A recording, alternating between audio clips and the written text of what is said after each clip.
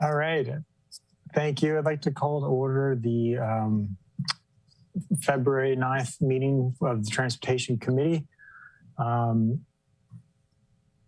for the record, Alderwoman O'Neill is present and Alderwoman Patel Charles is unable to make it today. So with that, we'll jump right into elections of the chair. Are there any nominations? I'd like to nominate Alderwoman O'Neill to be chair of the Transportation Committee. Before you go on, you have to approve the agenda. Oh, I'm sorry. Thank you. So I would like to move approval of the agenda. So moved. All those in favor, please say aye. Aye. Aye. Sorry. Motion. Sorry. Motion.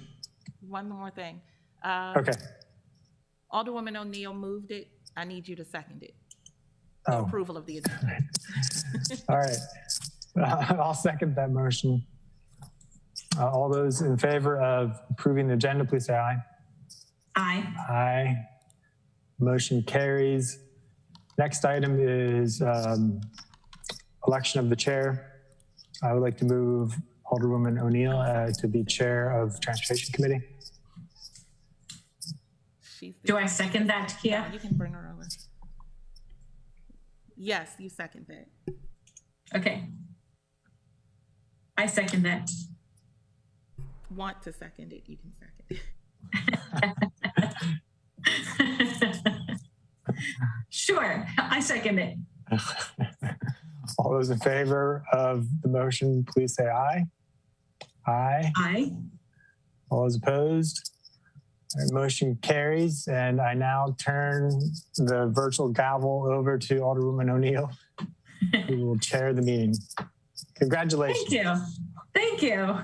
That was a really hard-fought battle. Yeah, hard election. Exactly.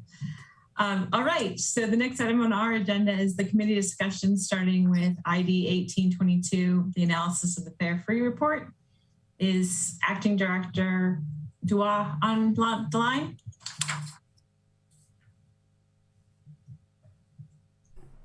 Everyone's coming on now.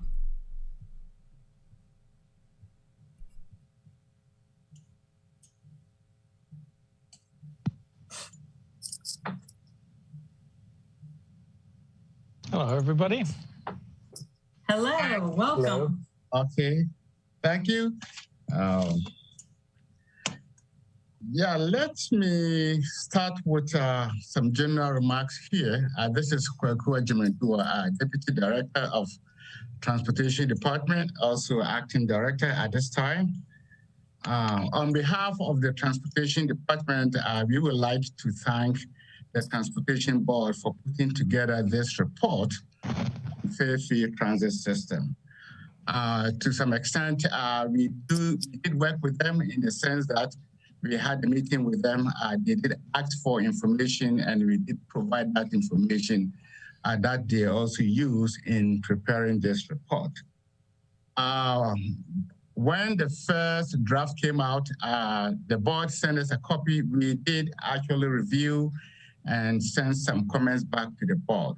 So I realized that when the board did their presentation at the City Council work session a couple of weeks ago, they have made some changes. So in that regard, we went back and then we did update our comments on the report. The purpose of our review is basically to provide an unbiased assessment of any proposals that affect the transit system. And this is not the first time we have done that. Back in 2010, when there was a recommendation to overhaul the entire bus route structure, we did provide a comment on that. In 2014, when City Council proposed to increase the transit fare and also cut service, we did also provide comment on that. So this is not something that, this is the first time we are doing it.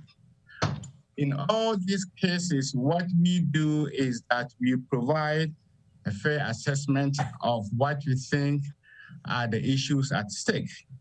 We don't don't make any recommendations for or against any of these proposals. So following that tradition, we are not making any recommendation for or against the recommendations from the Transportation Board.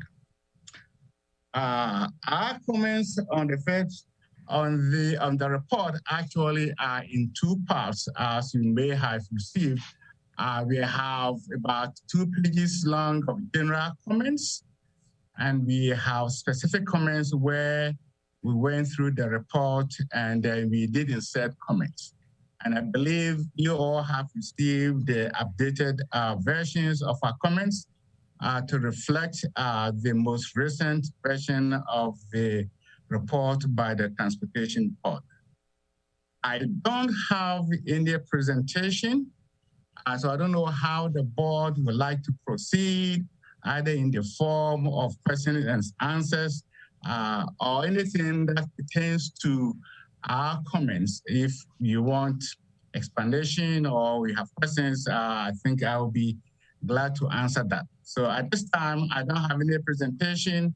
So Madam Chair, I'm not sure how you want to proceed with this, but whatever that you choose, I'm here to answer any questions that you may have. All right. I don't know what I was supposed to do with that. As far as some questions and comments, I know that the chair of the Transportation Board, Kirk Riegel, had sent an email earlier saying comments were submitted. And Kirk, I don't see where you made comments in your... The comments are on the PDF documents that we received from Kwaku. They appear in my PDF reader as little bubble notes to the right. And I wondered if your visual representation of that PDF document shows the bubble comments. It does not. They're yellow. Mine show up as yellow bubbles, or white bubbles in yellow boxes. Mine doesn't show up as anything. It's just the regular screen. What is your PDF reader? That may be the problem. Kurt, is it possible for Kurt to share his screen so he can just share the comments with you? Madam Chair? Yes. If I offer a suggestion, maybe, because we've already heard from the Transportation Board, maybe give Director Dua a chance to summarize, because I think he had two documents, and I think one was kind of a broader general comments, which might be useful to go through, and then maybe hear from the Transportation Board as far as any kind of clarification. Because I think a number of things raised by Director Dua were, well, some of them were questions in terms of what the board was thinking and where they got some of their information, and I think it might be helpful to hear then from the board in terms of if they have any kind of response, or I don't know if they might want to update and revise their reports, because I haven't seen I haven't had a chance to go through email today, but I haven't seen the report from the chair, Mr. Riegel. I'll have to look through that. So this would be at least good on my end if he would give a summary of that at some point too. Okay, so if we could just have a summary of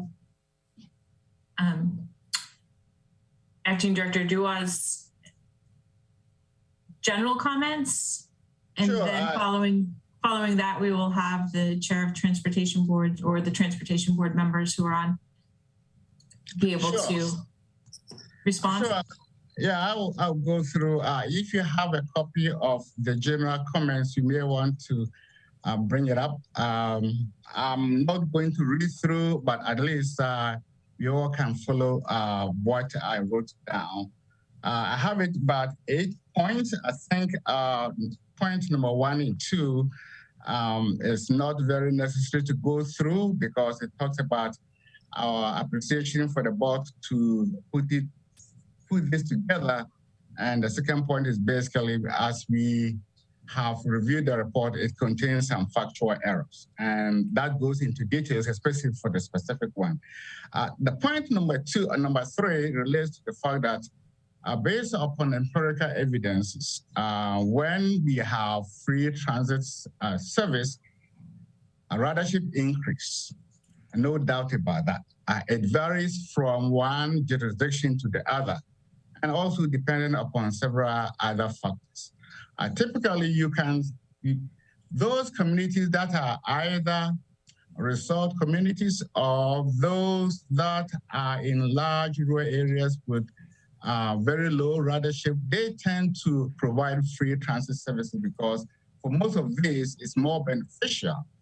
So what we are saying here in point number three is that although the proposal to have a free transit service is potentially will increase ridership, empirical studies put together, which the board also did reference, is the TCRP report 101, which looks at empirical evidences of systems that have provided free transit service. And in that, yes, there is increase, but what they did find out is that most of the increase are not really new trips. Most of, or a large portion of the ridership increase was by those who are already riding system. So instead of thinking that, okay, I have to pay $2 to make one-way trip, now it's free, instead of walking the next block to buy something else, I will rather hop on the bus. So we don't have very many new people who come to ride it because it's free. I'm not saying that we don't have new people coming in. The same report also did indicate that the number of especially people who own vehicles who, because the system is free, they choose to ride the transit is also very small.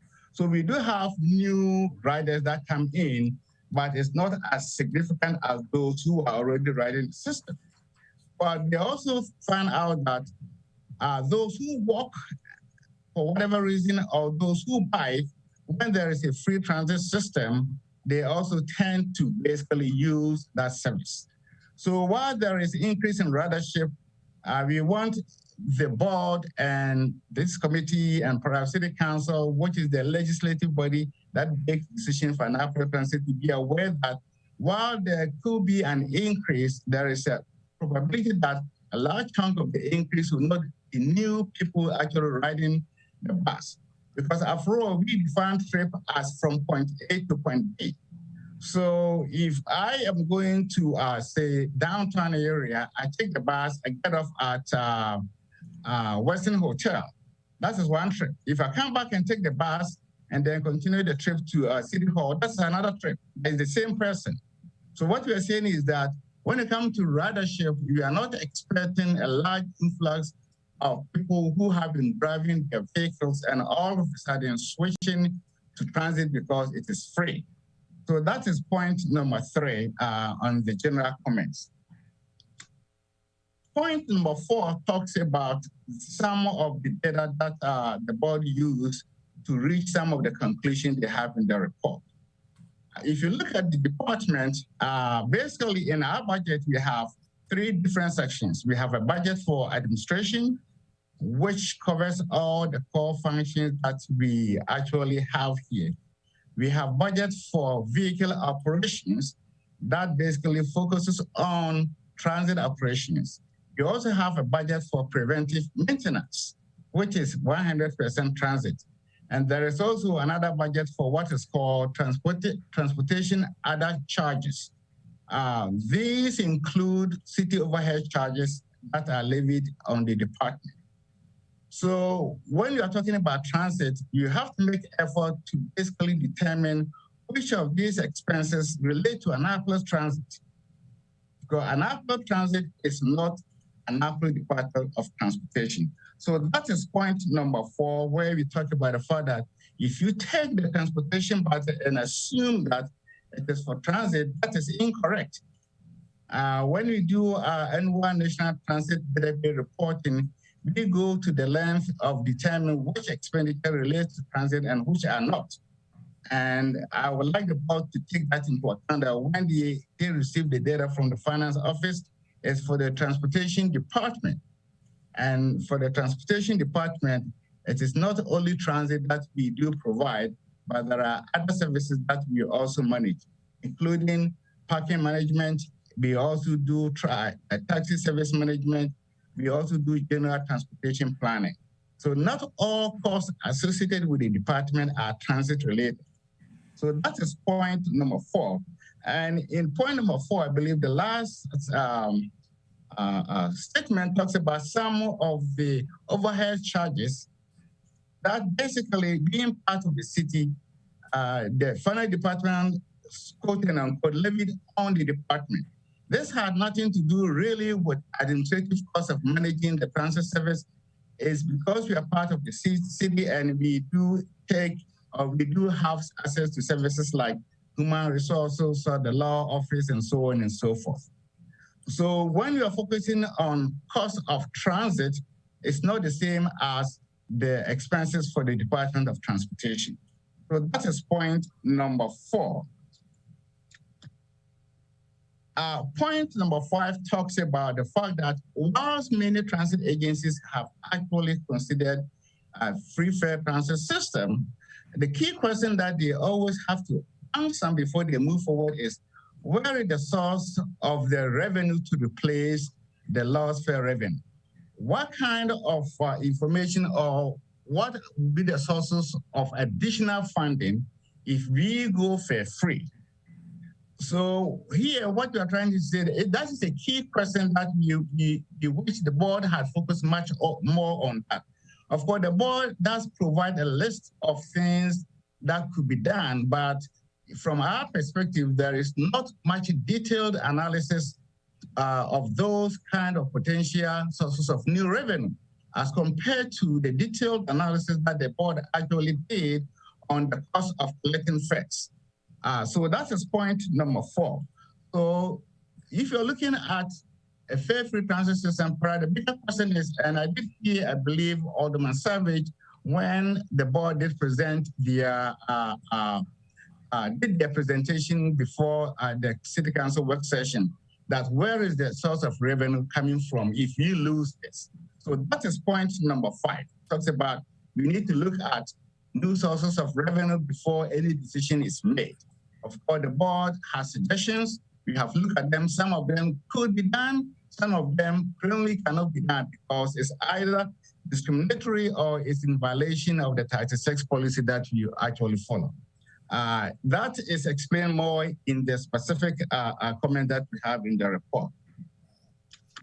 Point number 6 talks about what could happen if you have an influx of ridership or riders when they have a free transit system. So it's free. Some jurisdictions could experience as much as 40–50% increase in ridership. But there is also a cost associated with that. For instance, if you have a large influx of people taking the bus or the buses because it's free, it could lead to overcapacity. By requirement, it will mean that we have to buy additional buses. So whatever the council is going to make, they need to factor in that there is a possibility of a major increase in ridership when the system is free. And if that happens, where do we get the resources to actually buy additional buses? It could also lead to additional maintenance costs because wear and tear will increase. So we would like the committee and the board and the city council be aware that when you have fare-free system and it leads to a major increase in ridership, there could be some costs associated with that. That is not the loss of revenue. This is something that can be caused. You have many more people taking the buses are overloaded, and therefore you need to put in more buses on the same route because we have increased demand. So that is point number 6 that I have under the general comment. Point number 7 talks about some of the terms that the paper used to describe the current service. Basically, we do have performance standards that we follow. And based upon that, those statements like the current fare-based system is suboptimal, it slows boarding. We do not have any data to support that. Neither does the board has any data to support that. So point number 7 is looking at some of the terminologies the board used to describe the existing fare-based transit system, which is contrary to any kind of actual empirical data that you may have. So that is point number 7. So under 7, we do provide examples of the performance standards that we wish the board would have used to make a determination whether it is okay to describe the current fare-based system as suboptimal. So it goes into the details. It tells you some of the performance measures that we use. We also report this to FTMTA on an annual basis. If anybody takes a look at our performance measures for transit, you will also see some of these performance measures or standards in those reports. So that is point number 7. Point number 8 is the fact that the fare, okay, let's be, it talks about the fact that when we do collect fares, it degrades the service. So it goes on to say that there is no evidence to show that collecting fare degrades the service, because for fixed routes, you have a published schedule that we do adhere to. We do on-time performance studies. On-time performance in transit is measured as being there on time up to 5 minutes late. If the bus gets to the stop earlier than the published time, the bus is not on time, because somebody who is following the schedule will say, well, it has 1 more minute for the bus to get here. And guess what? By the time the person gets there, the bus has passed and gone. So we talk about that in point number 7, number 8. And if you read the board's report, it talks about the fact that at the end of the day, the net fare revenue is so small. Here, we do disagree with the board in terms of how they do calculate fares. Prior to 2018, FTA requires that we report all fares, whether it's passenger paid or organization paid. But if you're doing your national transit database reporting, what happens is that in the first section, they now break it into 2. So we have passenger paid fares and organization paid fares. At the end of the day, they are all fares. Okay. So here we are talking about the fact that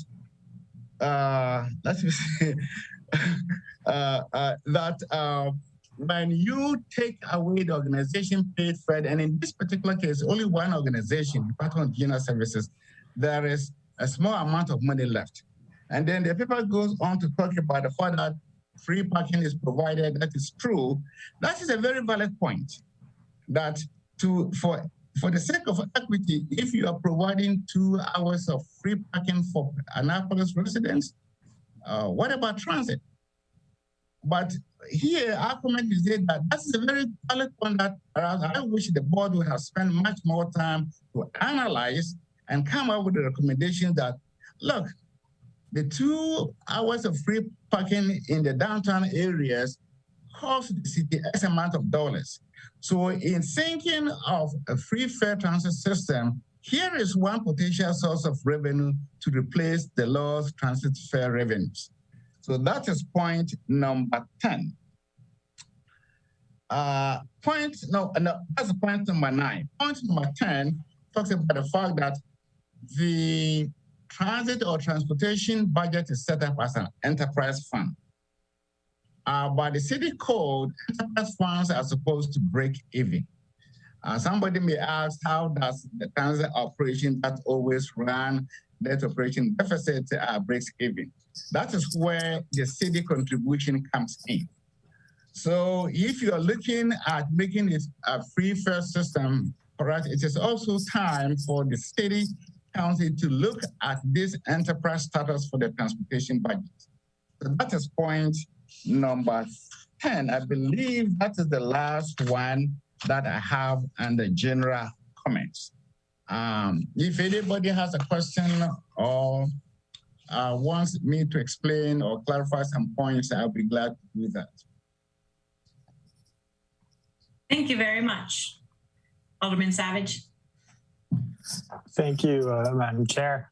I do have a few questions. I'll save my questions for the board until after their response. But for the director,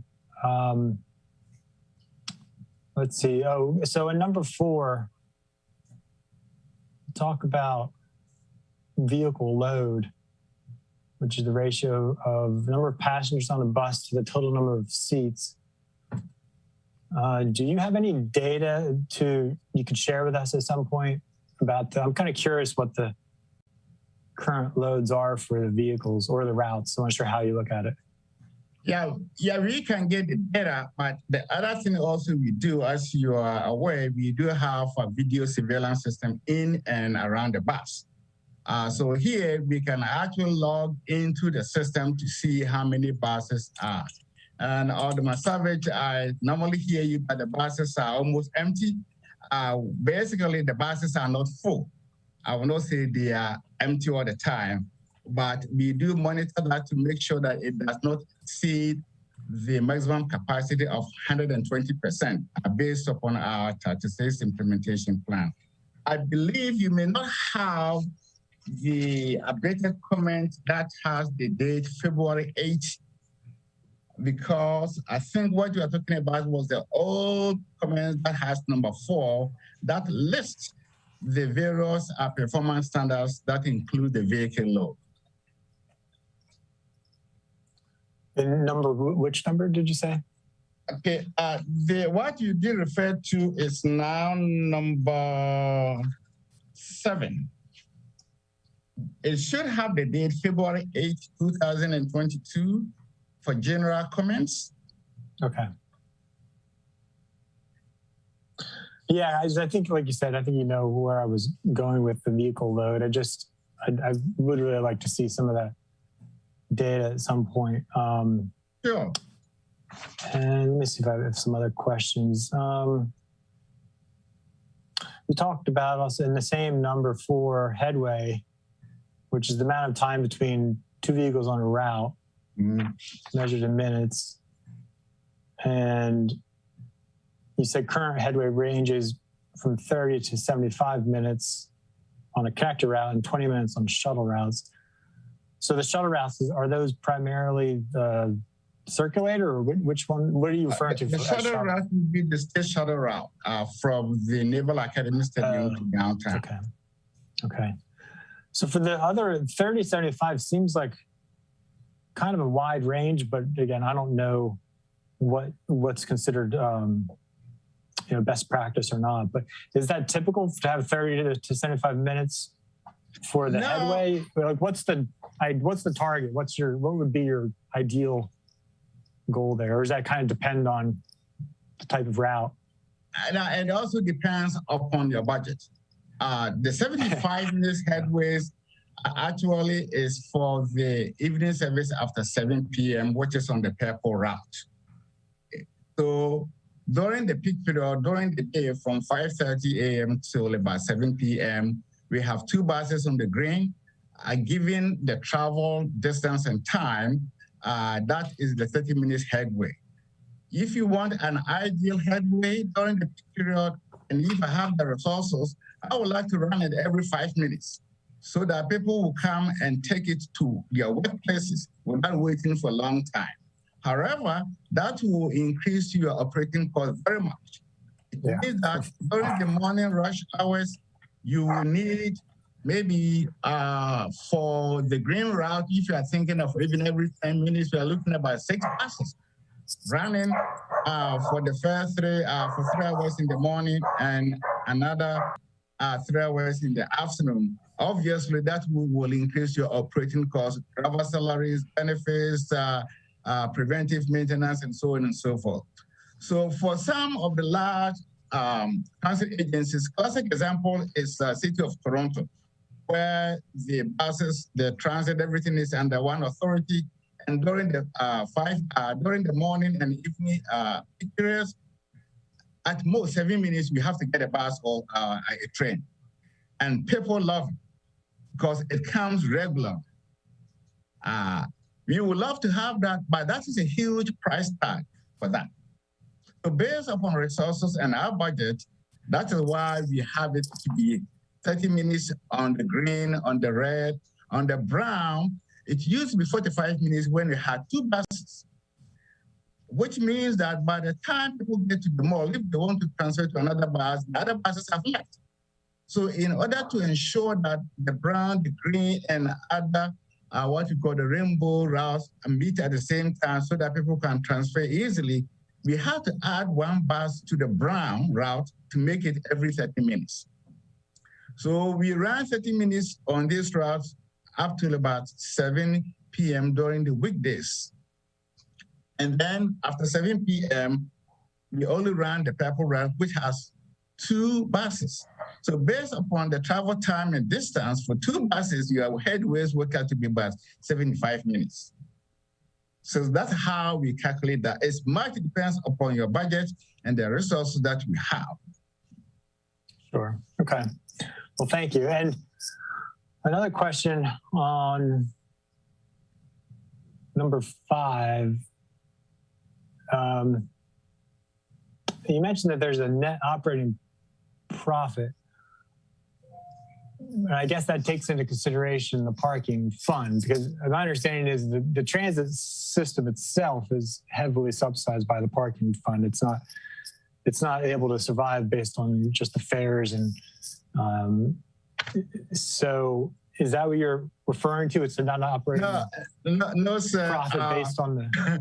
What I'm talking about is that the report from the board talks about the fact that the net fare revenue after taking into account all other costs is very minimal. So the point here is that, yes, we got grant to buy the equipment. Typically, we do not include the capital cost of any equipment, whether it's a pass or maintenance equipment or fare revenue or wheel balancer. We do not take them into account as part of the operating expenditure. Okay, so when you take the fare box, there is cost associated with maintenance and software updates. And there is cost associated with the media that we use.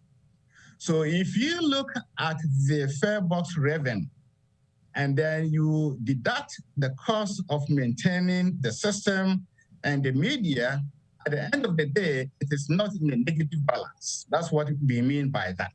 We are looking at the fare box as an equipment for making it possible to collect the fare revenue.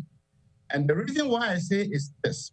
When I got here back in 2009, if you recall, Alderman Savage, they had this kind of manual fare box with a hole around that people put in their coins and dollars. What we found out that when I got here was that most of the dollar bills were actually half-dollar bills because that system couldn't validate any currency that is put in the manual fare box. So I went to the money counting room and the people showed me bags upon bags of half-dollars and foreign currencies and stuff like that. So I said, we need to do something about that. That is tantamount to fare evasion. So at that time, we started looking for grants to purchase a fare board that could validate the fares, because that was the policy of the city council that we need to collect fares. So that drove us to look for grants that pay for 90% of the capital cost of the fare collection system. And what we have does not only collect and validate fares, it also collects a lot of other operational data that we use in our reporting. So that's what I mean by that. It costs money to collect the fares. By the end of the day, does it cost more money to collect than to get from the fare box system? So that is what I mean by that. Okay, yeah, and that's one question I'll have for the board regarding the fare collection. But I'm looking at the transit revenue summary, and it looks like the passenger paid fares are around 409,000. Organization paid fares, which I guess ones we subsidize through the budget are 284,000. So it's not a huge amount of income that we get from the revenues from the fares, but the total, I guess this doesn't show the expenses of the department. Now, that table shows the fare revenue. Organization paid fares has no subsidy. We have organizations like Around the Lodge that buys the fares in bulk for their clients to use. Okay. We have the detention center that does that. We have the crisis center that also comes and buys fare media in bulk and give it to people. We also have Department of General Services that actually pays on behalf of the employees that take the bus. So these are organization pay fare. There is no city money in that. Prior to 2018, it was all described in the manual as fares. But since 2018, the Federal Transport Administration asks us to basically make a distinction between organization paid fares, that is any company that buys fares and give it to their employees to take the bus. So that's what it refers to. There is no city subsidy for the organization paid fares. Okay. And my last question is in the specific comments, I know you noted that the department didn't look through the case studies. I know it says you didn't make any comments, but I'm curious if you have any thoughts in terms of how the case studies from other jurisdictions, if you think these are things we should look at for inspiration, or perhaps just an example of other models. I think you mentioned through your comments different transit models, right? And I think you've been referring to what we have as more of a traditional model. But are these good jurisdictions to look at, or? Yeah. Yeah. What's the report, which was put together by TCRP, I think it was done by the National Center for Transit Research at University of South Florida in Tampa. Typically, the Fed would give the money to go out, do surveys, write a report. So among the major findings is this, that fare-free public transit services are typically found in 3 different categories of communities. 1, small urban areas with relatively modest ridership, and large rural areas with relatively low ridership. So that's one community. The other community is resort community that carries significant numbers of passengers because of the population that swell during the tourist season. That is another community that tends to implement fare-free transit system. Remember, it says typically. It doesn't mean that all the free transit system that we currently have are these communities only. In fact, this report is dated 2012. So obviously, since that time, you have other agencies larger than this, or which do not fit in this category, that have successfully implemented a free transit system. The other community is the university-dominated communities, where basically almost everybody in town, when school is not there, it's a very small number of people. But when school is in session, you have a large number of influx. And if you have been a college student here, if you look through the details of your fees, you will notice that there is a miscellaneous fees, which basically is part of the money they collect to pay for the transit system. So typically, these are the 3 communities that they do actually have free transit system. So, but it doesn't mean that Annapolis cannot do it. It goes back to the key question: what would be the other sources of funding or revenues that would replace any lost fare revenue? And that is the key question that I think is up to the board, up to this committee and the city council to make a determination, so that this policy can be implemented. Sorry, Madam Chair, I thought of another follow-up question. Just real quick, so it sounds like, Director, your biggest concern seems to be making sure that their assumptions are accurate, that they're using good data with their recommendations, but also the funding question. So I'm wondering if we do get some of those resolved, and especially the funding issue, so if we had the funding resolved, do you think it could still be a good move to go towards a fare-free model? Would that, in your mind, help improve transit usage and functionality?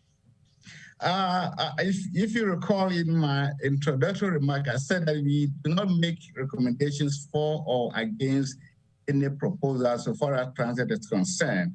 The purpose of the review is to give information as much as we can to the committee and the City Council to make an informed decision. If you recall, in 2014, when they did vote to increase the fares and reduce service, we had to abide by that because the City Council is the legislative body for the Annapolis transit system. So we don't take any sides. We're just providing you with information. Look at them. If you have questions, we can ask, we can clarify. But we don't make recommendation for or against any proposal that relates to any changes to the transit service. Okay, thank you. And thank you, Madam Chair. That's all I have for the moment. Thank you very much. At this time, I would like to open it up to the Transportation Board's members for questions or comments in regards to the analysis from Dr. Duah. It looks like John Purnell has Thank you very much. Could I start this? I think Kurt should start it. I didn't put my hand up because there was one thing I could fix later, but if you get round to me, I'll make sure it gets covered. Oh yes, we will all participate. We have 3 genuine experts who spent a lot of time and effort and talked to a lot of people in order to develop the information and the recommendations which are embodied in the report. I would like to begin, I guess, by saying that nothing in the report should be construed as a criticism of Annapolis transit in general or Kwaku in particular. We believe the transit department is operating quite well within the constraints that it is required by law to operate under, and is doing a good job with respect to those constraints, and I guess with respect to the lore of past practice and custom. If Kwaku's job, as he articulates it, is not to make policy recommendations, our job is precisely that, to make policy recommendations that will guide your decisions with respect to funding. And that's what we are here to do today. Although the transit department is operating well within its existing constraints, we believe that the services and it also provides services which are which comply with the standards that they must operate under. Although those two things are true, we also believe that the transit department is delivering less to the total transportation system of the city of Annapolis than it could if we made some changes. And those are the changes that we are recommending. Let me make a couple of other general comments, and then if we have time, I will get into the numbered points that Kwaku went through. The first and most important point I want to re-emphasize, and you members of the council who are here today have heard this before, is that we think that no fare fare-free transit is the best, fastest, and cheapest way to grow ridership on the Annapolis transit system. And that will actually set a tone and make it possible for further improvements. There are many improvements that need to be made to the transit system. And I won't go through the whole list, but it's a big one. But we feel that the fastest, cheapest, and most effective way of increasing ridership, upon which all of those other changes could be made, that's the way to go. The second point I want to make is that this is a recommendation that applies to all of the Annapolis transit system, not just Ward 1 downtown. It's for all Annapolis. And then, as I said, this can be the seed for growing ridership, which, and here's a warning for you, growing ridership which will generate pressure for additional improvements for the future. Improvements such as changing the vehicle mix, changing the use of fuels in those vehicles, changing routes, changing frequency of operation, all of those other things. But if you want to do something fast and cheap, fare-free transit seems to us to be the way to go. Would you like to go into the points one by one that Kwaku has made? And by the way, I would like to, as I go through this, I'd like for Beth and John to chime in on their particular points of expertise. Beth has worked closely with a number of other cities, and John has really delved into the finances. And I hope that they will chime in as necessary as we go through this. Shall we go through the same points? I'd like to say one thing. I think it's important that everybody has a good understanding of the different points. I do not wish for this to turn into I'm for this, I'm against that, I'm for this, and I'm against that, if that makes any sense. I would like to also make it very clear that I think that it's good for people to be able to absorb the different points and understand where you're both coming from. So I would say that perhaps Kurt and Beth and John could each take a couple of the points apiece on the ones that are closest to you or most important to you, as opposed to each of you taking the same points over and over again, if that makes sense. Yeah, that's a very good suggestion. Yeah. And we can do that. And I think that will fall out naturally as we go through these. Now you can, Carmen, you can still not see the screen. Is that correct? I mean, you can't see the bullet points?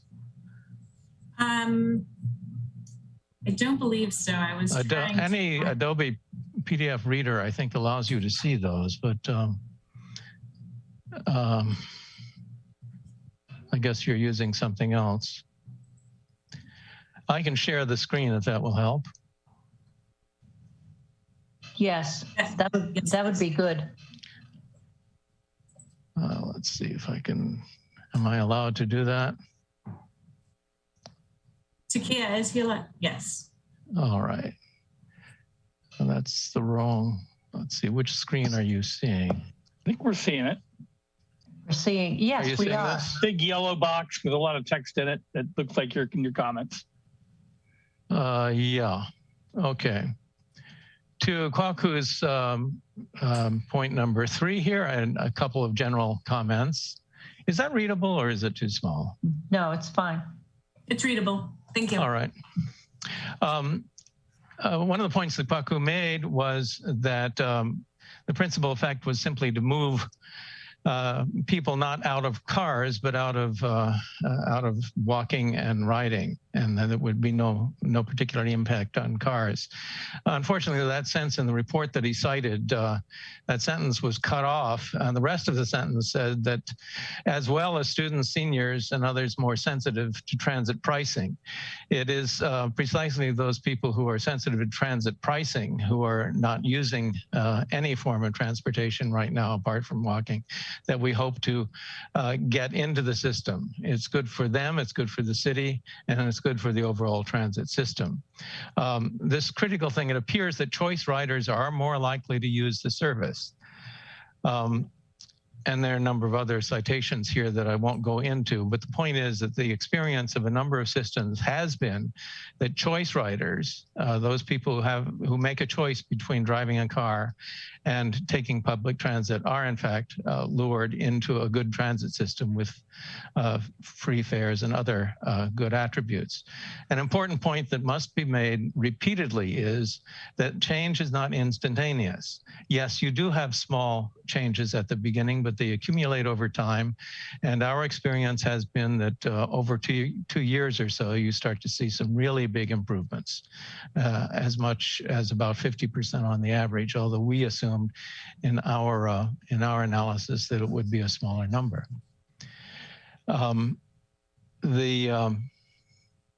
Okay. The transit operations, with respect to the finances, we are aware of the numerical differences which Kwaku cited. We have taken those into account. And there may still be some small differences at the margin, but I stress that they are indeed very small.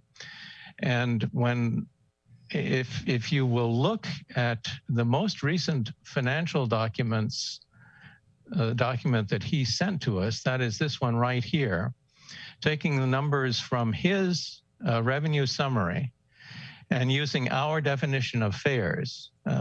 This definition is really important. We are talking about fares collected only from individuals, not from organizations, fares from individuals. And we think that fares from organizations can be preserved.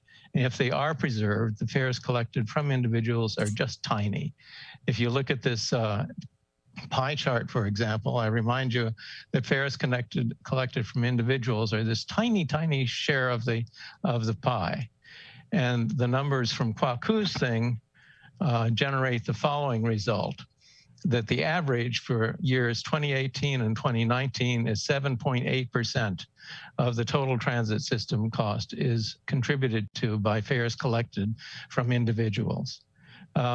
Whether it's 6, 7, 8, or 9 is less important than the point I want to stress is it is a small fraction of the total. And if we're going to pay most of the total, we think the City Council should seriously consider paying the whole thing for the benefits that it provides.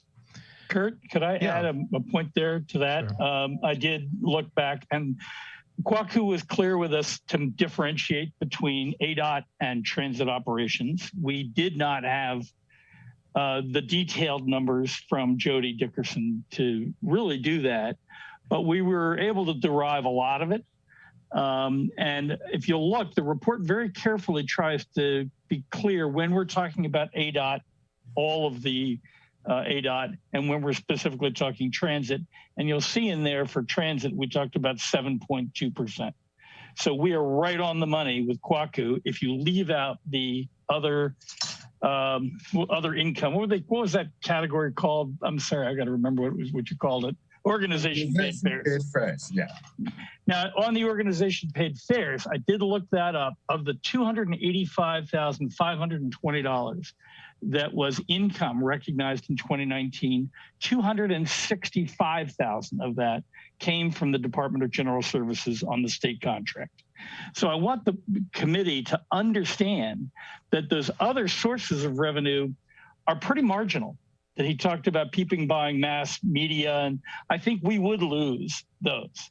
But we have suggested to the director and would like to suggest to you that we characterize the Department of General Services as a service specifically provided for the state, used by the state, and paid for by the state, and therefore it is not public fare income. And therefore it is not part of the action that the board is recommending. Okay. Thank you. Thanks, John. With respect to whether this is big or small, substantial or not, we continue to believe that the fares collected are not substantial in the overall scheme, and would like to recommend that you consider it in those lights. Yes, we'll need something on the order of $300,000 found from somewhere to fill out that small slice of the pie. We are less experts on the financial options that you have open to you than you are. You are the ones who are going to be making the financial decisions. And we gave you a menu of options that we hope will be helpful in coming to that end. Disruptive passengers. Beth, I think you can say something about this. You've actually talked to a number of systems that have experience in this regard. Yes, yes, this was a question. I had a questionnaire and I contacted various cities throughout the country that went fare free and asked all my questions and chitty chatted and just, you know, got a lot of answers. And one of the biggest one was, what do you do about passengers that simply ride the system and just continue to ride the system, whether they're unemployed or they're homeless or whatever? And they all said that, yes, you can face that. But if you have a policy in place, you set a policy, some set a policy that says you can only go from one end of the line to the other, that's it.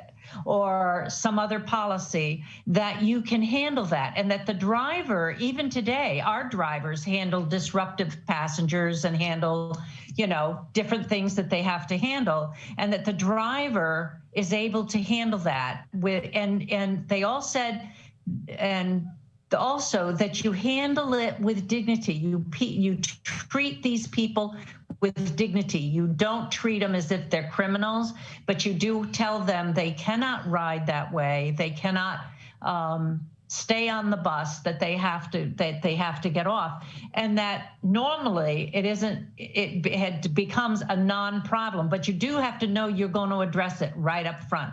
And they've all set policies that say this is what happens, and you know, and just doesn't allow it to happen. And it seemed to be almost a non-starter. Even though they do know that that's something that can happen easily. As a almost daily rider of the circulator, I have seen examples of this, and I've seen the director and SP Plus and rest and limousine service successfully manage the problem to where we really aren't having it right now, and it's done just exactly the way Beth described.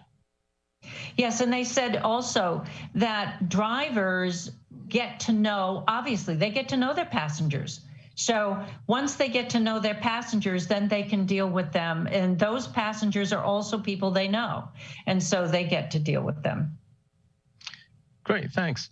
The next point, number 7, Kwaku stumbled over the word suboptimal. Now, by using the word suboptimal, we did not mean that by any stretch of the imagination, Annapolis Transit was not meeting standards. I'm sure that on time, the index of on time running, all of the other metrics which are employed are being met with success.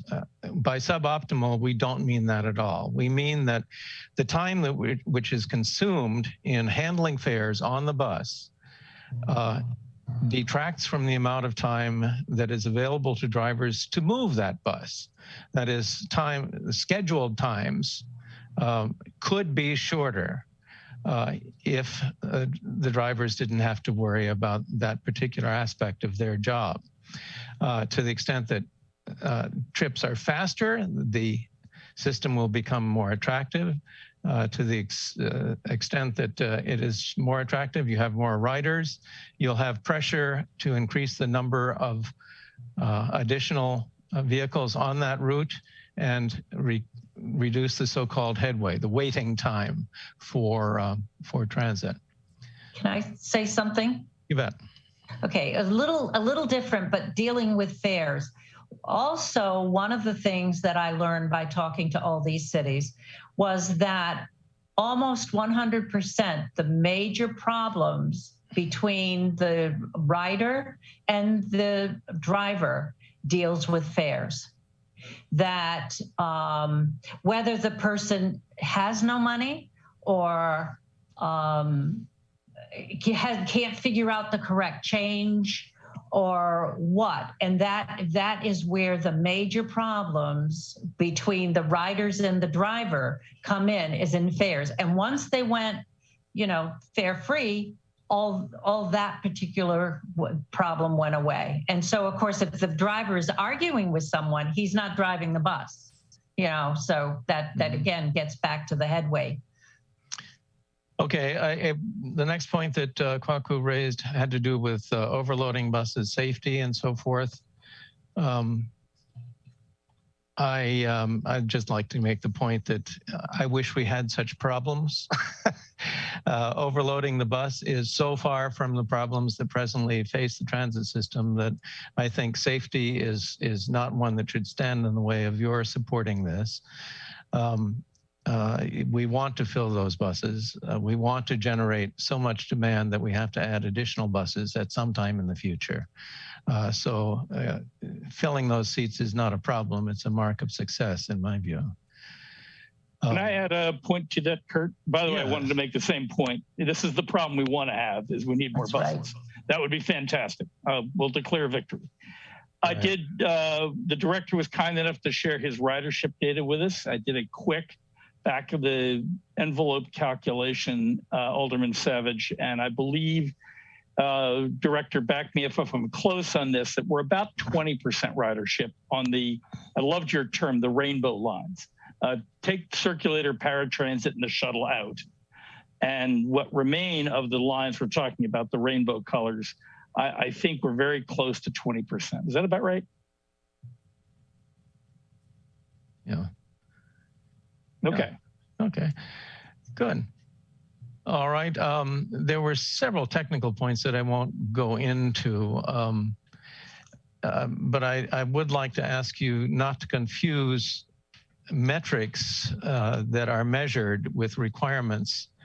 For example, there is a metric for which transit systems all over the country, including ours, collect fare data. Yes, the transit system must track and report fare data, but we can find no requirement that fares be an essential support element for the transit system. It is tracked, it is noted. Funders of these grants do care that the system is financially stable and is funded properly, but there is no discrimination within their requirements for financial stability that be established from fares that we can find. Let's see, still on 7. Let's go to this, number 8. There's no strong case for a fare-free system. I guess in summary, we disagree. We think we have made a strong case, but that's for you to judge on the basis of what we have provided. Okay. Point 9 covers the amount of the contribution from the parking operations, and we appreciate the words of support that Kwaku has given with respect to what might be realizable from examining free parking as provided to city employees, to city residents, and to those who use to run special events. We have tried very hard to get data from the parking operation on how much free parking they give away. We think it's of the order of several $100,000, but we've not been able to pin them down because they have not responded so far. We're willing to continue to try to pull that thread and recommend that you, in your own financial analysis, you look at this very closely, because we think this is a possible source of revenue that will address the shortfall. And then finally, the enterprise fund thing, it is true. It is, as they say, it is accurate, but not correct in the sense that none of our recommendations, I think, bear on whether you operate this as an enterprise fund or not. That's something that's completely under your control, and we have no preference one way or another. I don't think that implementing this would have any effect on whether you choose to operate it as an enterprise fund or not. John, did you have any other financial points that you wanted to make? Yeah, I had one on that exact point. I was going to tag along on that one. I did look at the financials. The subsidy of ADOT, and I'm going to say broadly ADOT, from the city comes in 2 forms. Sometimes it comes from parking, sometimes it comes from general fund. And I don't understand why it's that way one year and something else the next. It seems to be almost random to my eye. But I will say that if you look at those two numbers together, it's typically about $2 million a year that the city is contributing to operate the transit system.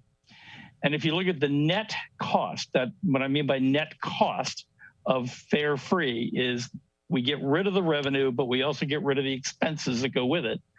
The remaining couple $100,000 is a 10% change in what the city would be subsidizing ADOT in exchange for, we think, a service that is a very good public service, a very good political move, and a very good environmental move.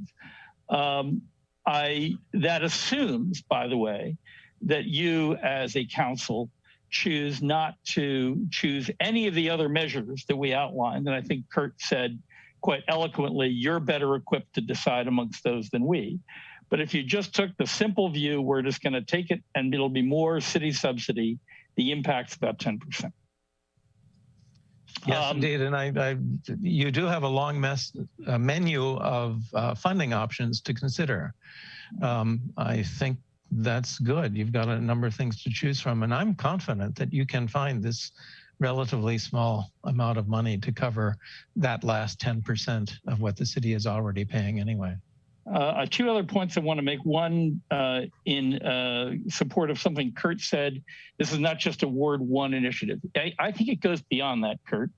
Mm-hmm. This initiative really benefits the other wards more than Ward 1. Well, that was my point. They're the ones that are going to come from the outside wards in rather than benefiting Ward 1. And so many of our policy choices are Ward 1 tilted.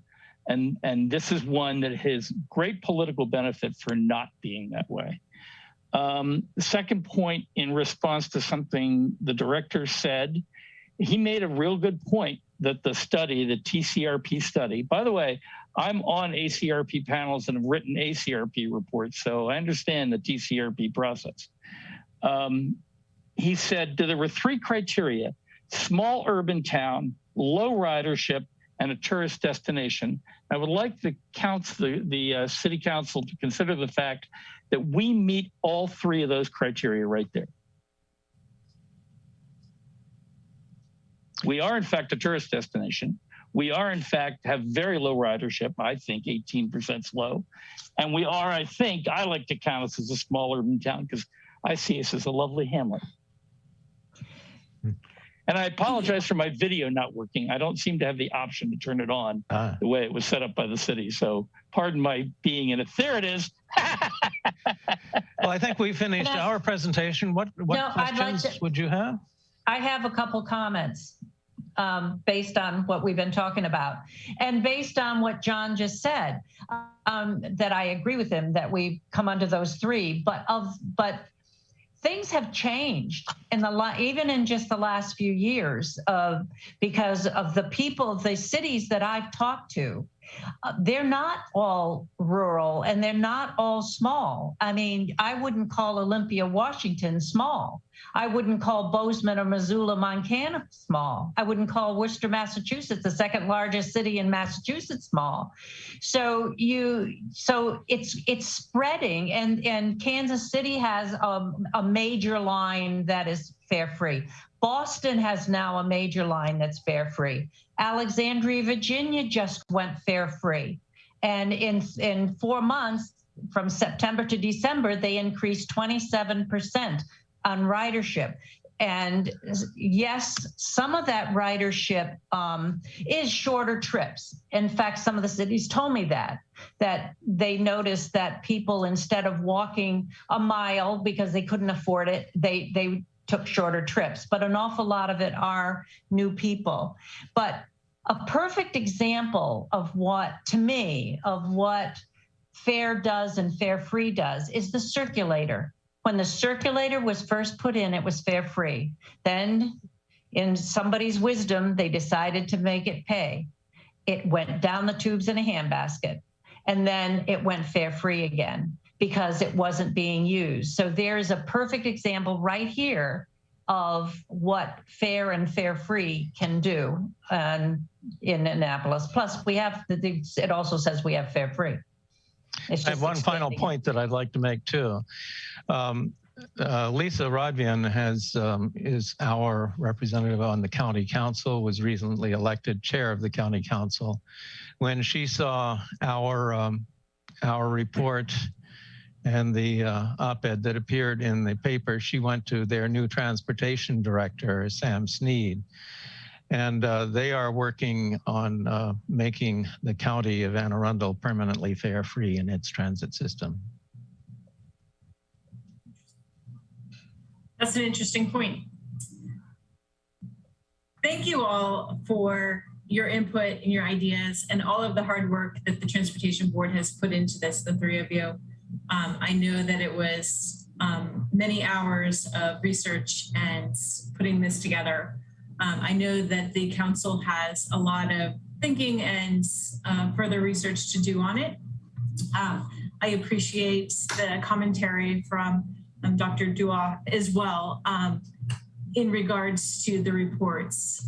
I don't think that this is a dead end. I think it's merely the middle of our route, so to speak, as far as taking this on. I would like to recognize that Alderwoman Pindell Charles has joined us. Thank you. Thank you. Been testifying before the Senate and the House independently regarding some tornado legislation. So we were supposed to start at 1. We thought we were going to end by about 2:30, but we just ended at 5:06. So, but thank you all. I wanted to be here. I appreciate it. I appreciate it. I know that this is going to continue, and I'm not sure of the next steps, but I'm sure that I'll be told what the next steps are. But at this time, if there are no further questions, comments, I'd actually entertain a motion to adjourn. Just one general comment. Hearing what the board is saying, it seems to me that they see our comments on their report as against the whole proposal for that. That is not the intent. As I said in my introductory remark, our purpose is to provide an unbiased assessment of what the board is proposing. We are not for or against. The question of definition of fair, we do go with the fair definition given to us by FTA. So if the board chooses to define it differently, that is fine, but that does not change how we define fares. The question of the fact that we left out some of the things in the TCRP report, basically they made reference to that, and I realized that they left some other things out. So in addition to what they already have in the report, there is additional information. But it appears to me that the board seems to indicate, at least to my understanding, that our comments on the report is basically to say it's not a good idea. That is not the case. I would like to make that very clear. That's not the case. We want to provide as much information as possible, as we have done on numerous occasions where there is any proposal to make changes to the transit system. And that is exactly what we have done. I don't want to go back and forth with the board in terms of the fair for answer is being from day one. The law office did take a look at this free fare, which is not based upon their recommendation. It's not free for all. It's discriminatory, it's illegal. The law office actually wrote a legal opinion and gave it to the board. Still, the board insists that some can get it for free, state employees have to pay. I don't want that direction, but I want to make it very clear. Our intent here is to be in a way of the city implementing free, fair transit system. Thank you. I appreciate that. Thank you. Alderwoman Pindell Charles. Thank you. And I want to assume that we have a new transportation chair, Alderwoman O'Neill. Is that correct? That is correct. Fine. Thank you so much. You can enter my vote in abstention. Thank you. Thank you. That. Congratulations. Thank you. Any other comments, questions? I would just like to say, if there's anything that the subcommittee or the transportation board can do to help the council or the transportation committee in this endeavor, I'm certainly still available. I believe Kurt would be, and John as well. We're more than happy to help you with whatever where we can. I appreciate that. Thank you. Alderman Savage, do you have a question? Thanks so much. Yeah, I just would say, I think this could very well, we may want to revisit this topic over the next few months and specifically get into some of the potential funding alternatives. I don't know if we'll be able to get it done for this year's budget, but I'll take another look at that list that you mentioned of various funding options, and maybe we could take a deep dive on that as a committee. If the board, if you have anything to offer, that'd certainly be helpful. Thank you. Good idea. I would just want to suggest that we'll take as long as you need to go through it. One of our reasons for putting the recommendation on the table now is that we think it's beneficial to the Hillman garage demolition, and that acting now would demonstrate the city's concern and ability to help people that may not feel they can find parking, find a way into town. That creates a sense of a timeline, Alderman Savage, that I think you should take into account. That's noted. Thank you. Alderwoman Pindell-Charles. Thank you, Madam Chair. I'd like to welcome Alderman Savage to the Transportation Committee. And I'm a very visual person, and I see where Alderman Savage represents the easternmost part of the city, and I represent the westernmost part of the city. So I think we've got a very good dynamic here. We've covered the city very well in the two members, and of course, our chairwoman. So thank you so much. Thank you. And we didn't have to pay any fare to cover the whole city.